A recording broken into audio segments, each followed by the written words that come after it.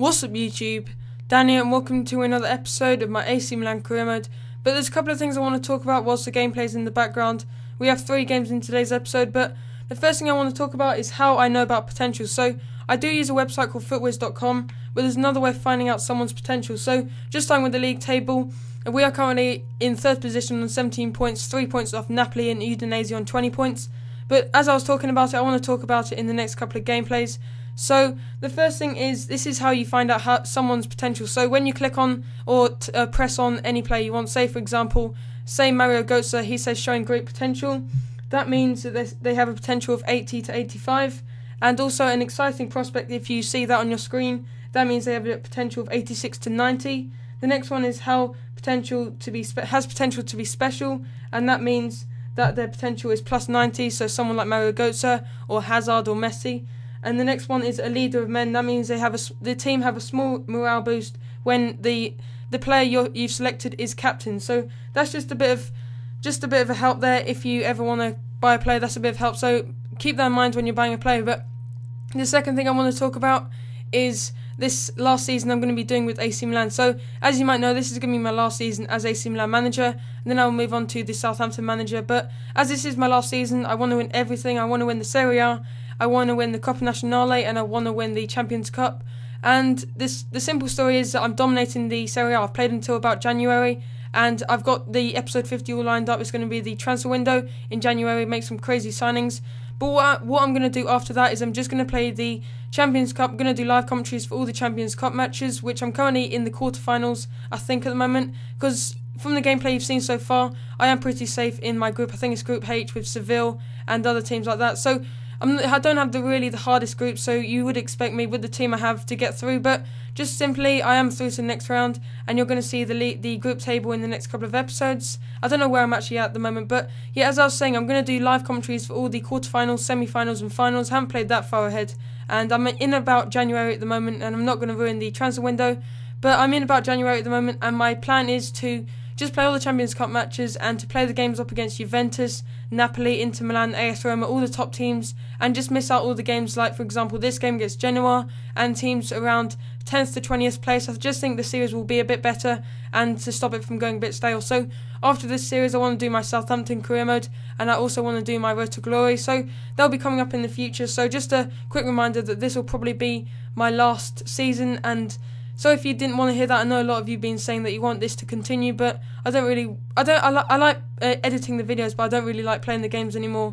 I think I've just played it a bit too much, got a bit bored of it, but I will return to it in the future, just before FIFA 14 probably, because I will get that feeling one day that I want to return to my AC Milan, and I will do that one day. So that's probably the plans for this series in the next couple of months really. But here we get some really important news. I've been sacked as the manager of England, and I was kind of waiting for the day to come, really, if I'm really that honest. So yeah, England, I didn't really feel that I really bonded with the team. I didn't really enjoy playing with the team.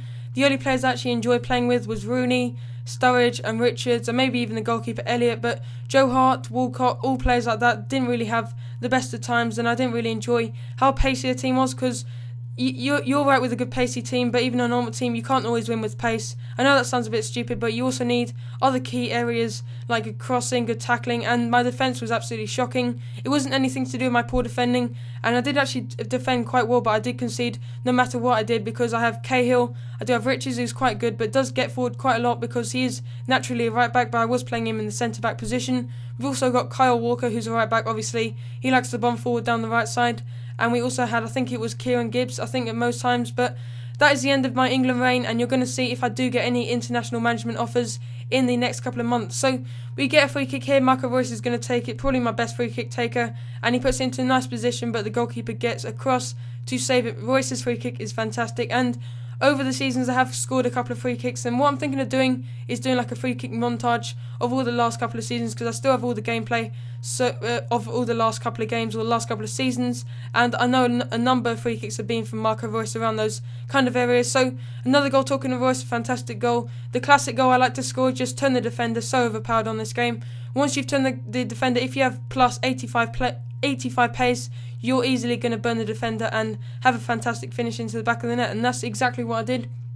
And Reus scored the free kick. So the other thing I want to talk about is my live stream. So I was recently trying out XSplit and I didn't get the settings right, so in the future I am going to be doing my Southampton episode 1 as a live stream, so they'll be coming soon, but I just need to get all the settings right because I don't really like using the Elgato software. I don't really see the point of it really, and I do like to use XSplit in the future, so that means I can have music in the background, maybe even use Facecam. I don't know about that, but at one milestone I will probably show my face, but you can expect that in the future. But Neymar in this game, I don't know what drugs he was taking, but he was just scoring and just beating every player at ease, and as you see there, fantastic goal. No one on the pitch could do that, maybe Bale, but with the 5-star skills that Neymar has, he was easily going to score that. And in this game, Neymar just scored every goal and every chance he had, so kind of ruined it a little bit there, but Neymar again on the ball. He was easily the best player in this game, got through a couple of players, and then El Shaarawy was on hand there from the rebound in the 36th minute. So we had a 2-goal lead at this point, and you're just seeing how easy it is to break down teams, and it's got a bit too easy now with the players like Bale, El Shaarawy and Neymar all getting to around the 90 mark. It's just getting a bit too easy, and I think we can compete with teams like Real Madrid and Barcelona at this point now, because if you think about it, Barcelona have a couple of players rated 90, Iniesta's still 91, Xavi's actually like an 83 or something like that. I think he might be retired by now, but in the first season he does go down a little bit. So Aubameyang, I think that's how you say his name, I don't know, he's quite similar to the actual Aubameyang. So yeah, another chance there, really unlucky there with Sampdoria. When I go up 2 goals, I kind of do let a bit of steam off and kind of let the other team get back into the game, trying to make the gameplay a bit more interesting. But Mustafi takes advantage of my poor defending there, and I think corners are so overpowered on this game, especially against the CPU. They always score corners, but Neymar, I have been talking about him taking drugs and all that, so he cuts inside one player and then he's into the box and he's not going to miss from there, and he puts it into the back of the net, and you're seeing how good Neymar is. But that's about it for this episode. As you see there, Neymar controlling the game, scoring a really nice goal. So if this episode reaches 15 likes, there will be the addition of my centre mid, centre attacker midfielders, addition of my best career mode players to buy. And thanks for watching, and I'll see you in tomorrow's episode.